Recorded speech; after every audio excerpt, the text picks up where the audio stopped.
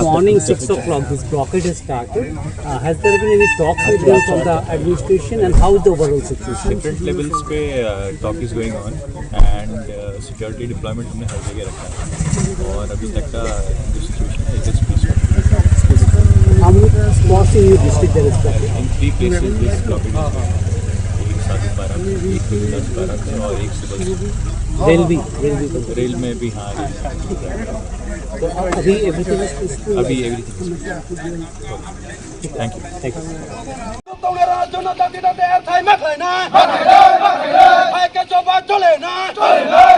ছিলাম তখন কোনো না এটার ফেলুর হয়েছে, আমাদের কাছে কোনো ইনফরমেশন আসেনি, যার কারণে আমরা ডিসিশন নিয়েছি।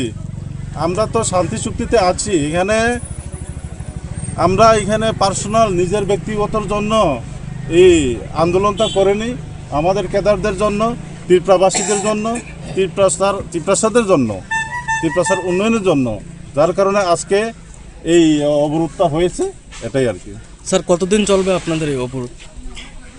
কতদিন চলবে যদি আমাদের দাবি যদি না মানে কন্টিনিউ যাবেন এই আন্দোলন। কোন কোন জায়গায় অবরোধ করেছেন?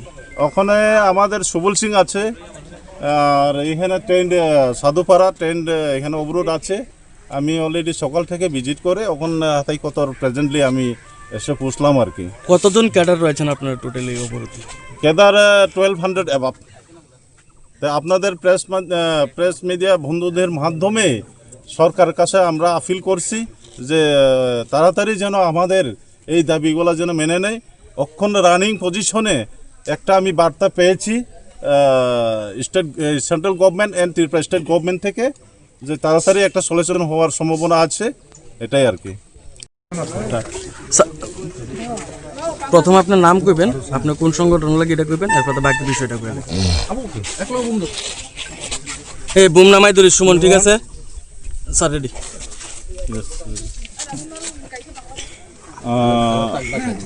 আমি প্রসেনজিৎ দেববর্মা, এলাইস হাস্তেফা, এনএলটি উরি গ্রুপের প্রেসিডেন্ট অ্যান্ড সুপ্রিমো।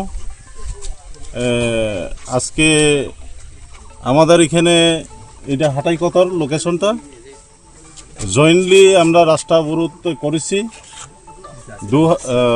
4 তারিখ সেপ্টেম্বর 2024।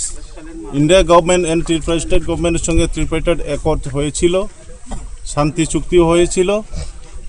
তো এখানের একতের ভিতরে কিছু যে গভর্নমেন্ট এজেন্সিসরা যে অন্য একটা সৈন্য করতে চেষ্টা করেছিল, তার কারণে আমাদের যে কেদার এবং পাবলিক এবং জনগণ ত্রিপ্রাসারা আমরা মিটিং করে বৈঠক করে ডিসিশন নিয়েছি যে এটা যেন ঠিক করা হোক।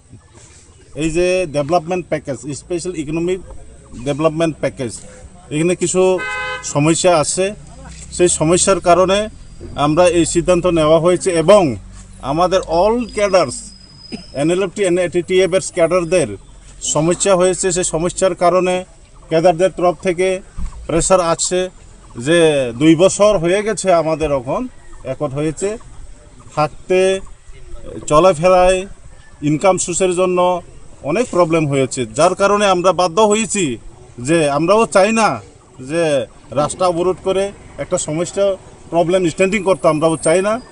গভর্নমেন্টের কাছে আমরা চিঠি দিয়েছিলাম 1 তারিখ জুন, 7 দিনের একটা সময় দিয়েছি ওনাদেরকে। তো ওই 7 দিনেও ওনাদের থেকে কোনো রিপ্লাই আসেনি। এরপরে আমরা আবার ইউনিয়ন হোম মিনিস্টার সাহেবের সঙ্গে আমরা